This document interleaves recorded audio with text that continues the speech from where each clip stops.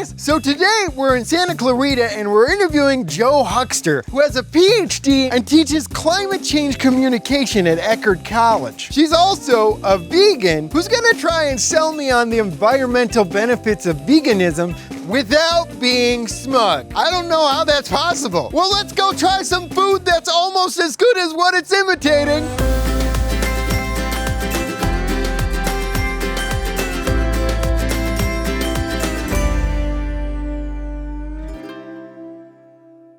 Well, hey, Joe. Hi. How's it going? Awesome. You're a vegan, right? Yes, Tell me I a am. bunch of other cool things about yourself to counteract that, because we're starting at a detriment here. Oh no, I am a singer. Oh, nice. I am a teacher. I am a rock climber. Those things are cool. I feel like you offset it. Thank you. So, in 6th grade, what made you want to become a vegan? In 6th grade, I actually didn't want to become a vegan. I thought vegans were crazy, but I wanted to be a vegetarian. Originally, it was about kindness to animals and about caring about their possible pain. So I stopped eating red meat and I stopped eating anything that had a spine because I was a nerd and I thought that animals with spines could feel more pain. So you could have eaten me at this stage, because I am a completely spineless person. Yes, if you were a jellyfish, I could eat you, yes.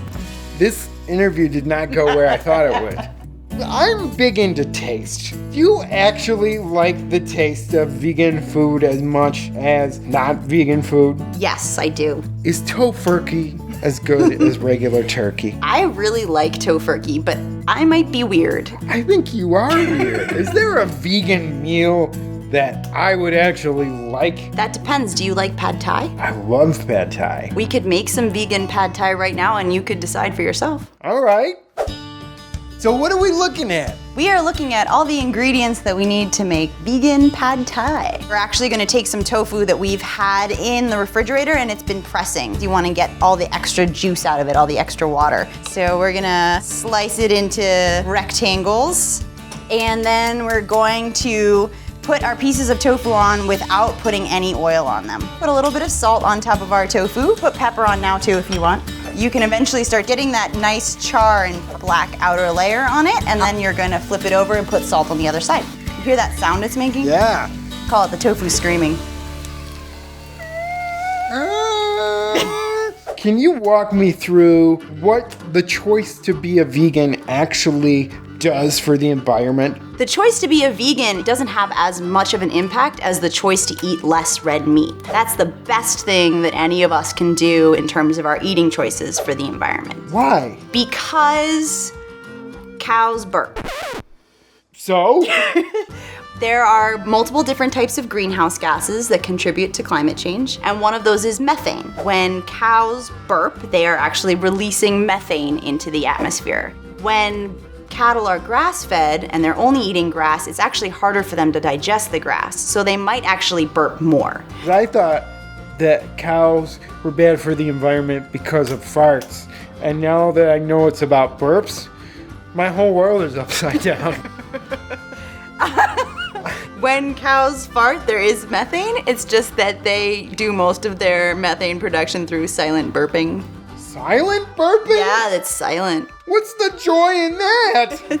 In the United States and in the globe, we eat a lot of cows. And so that's a lot of methane. And methane is 25 times more potent than carbon dioxide as a greenhouse gas. What is the environmental impact of a cow versus like me farting? You can fart all you want and you will never be equal to a cow. It's like 0.015 to 400. All I heard there is I can fart all I want.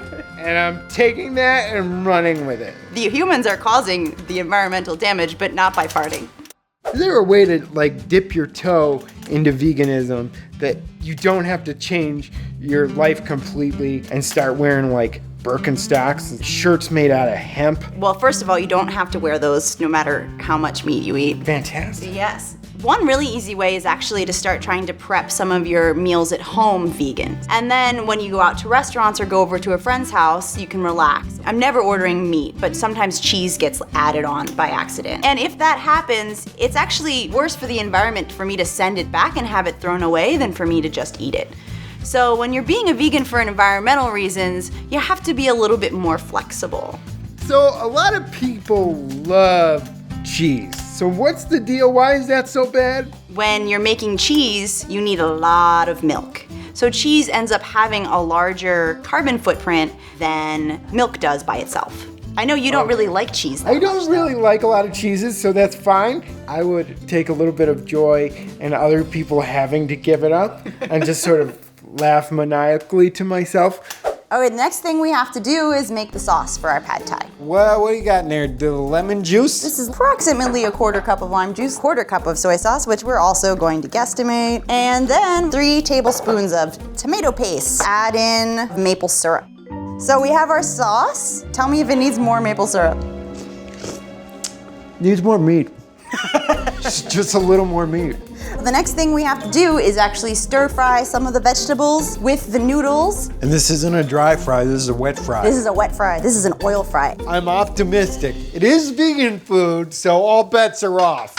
So how do you respond to the skeptics that say, oh, the climate's always changing? The climate is always changing and has always changed. Well, there are 2 main things that are different now. One is that it's changing much, much more quickly than it has in the past. And the other, we've never seen before, if you look back through 800,000 years, is carbon dioxide reaching the levels in the atmosphere that it has reached now. And that spike came right after we started burning fossil fuels. That's something when people say that the climate has always changed in the past, that's true. We've just entered an entirely new level. What do you think some of the things people can do if they don't want that conversation to escalate? The most important thing you can do, I think, is to make sure the other person feels like you're listening to them and that you hear them. Anytime you're having a conversation with somebody, if you feel like they're just cutting you off or not listening, you're not going to be interested in what they have to say either. So the next thing that's gonna go in there is our rice noodles. Looks like a Harry Carey wig or something. I could put that on my head and do a really good Donald Trump impression. We're gonna add the sauce on now too. Ooh. One of my favorite things about watching cooking is the eating that comes after that. Good work, you're doing it really Thank you. well. So our pad thai is actually ready to... Nice. Now I'm gonna be completely honest with you if it doesn't taste as good as me. I would like for you to be completely honest with me. That's pretty. Do you wanna try this? Yes. Okay. Oh, it's good. Are you being serious? Really, really good, guys. Yay. Thanks so much for convincing me that all vegans aren't insufferable jerks. You are a delight. I've learned so much from you. And thank you for all of your help. Thank you so much for having me on the show, and thanks for making this show because it's awesome. But I guess we'll just... Love, oh my gosh, oh. SoulPancake. Hey guys, thanks for watching. What would you be willing to give up to help the environment? Beef? Cheese?